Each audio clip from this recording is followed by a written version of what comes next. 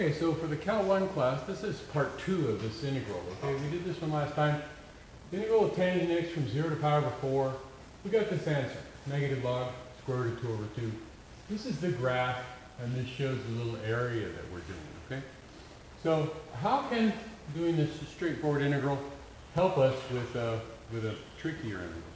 Well, what about this integral right here?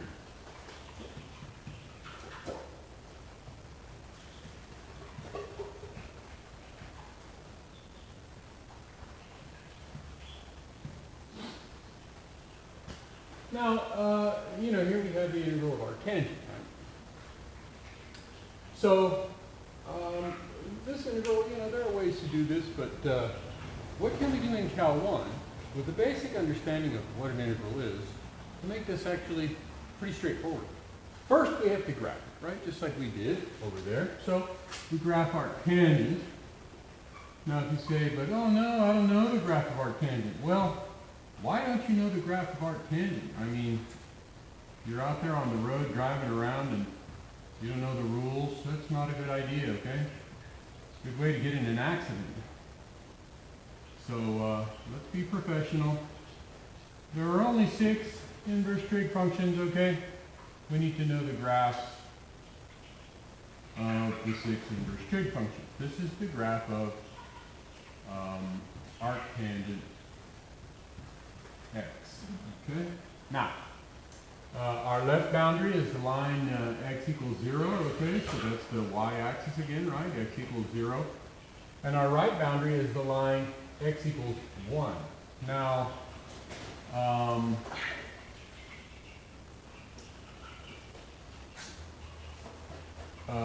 the question that this asks here is the tangent of what? Okay. Is 1, right? And so if we take the arctangent of both sides of this thing, right? You take the arctangent of tangent, okay? That's going to equal the arctangent of 1. So this is just theta, and that's going to be arctangent 1, okay? So, the tangent of what is 1?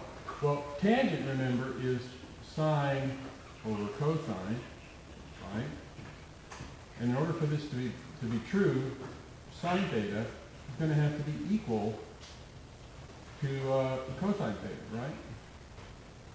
So where does this happen? I mean, if you know the unit circle, you know this is at theta equals pi over 4, okay? So for arctangent 1, theta is going to be pi over 4. So what's the significance of that? Well, our vertical line here is x equals 1, right? So the area that we're taking is this little area right here. Let me ask you something. Look at this rectangular region, yes? The area of that rectangular region is the width, which is 1, times the height, which is pi over 4, right? So the area of this rectangular region here is pi over 4, right? And do you see that this region down here under the arctangent curve is the area of this rectangular region minus that area right there. But that is actually the area under the tangent curve, right? Which we just did. Yeah? So the answer to this is the area of the rectangle minus the area under the tangent curve.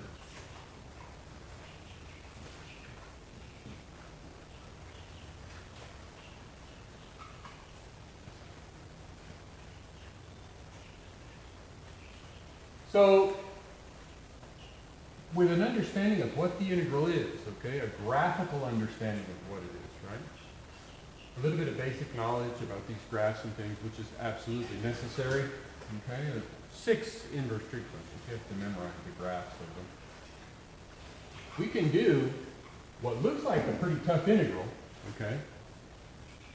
Just understanding the basics of what an integral is. Now, being able to do this kind of stuff is important, not to get the answer to the arctangent integral, okay? But when you're creating integrals that represent real-world problems, all right, it's very important to be able to associate things in the integral with things in the graph and then things in the real-world problem that you're trying to solve. If you have any questions about this stuff, send me an email.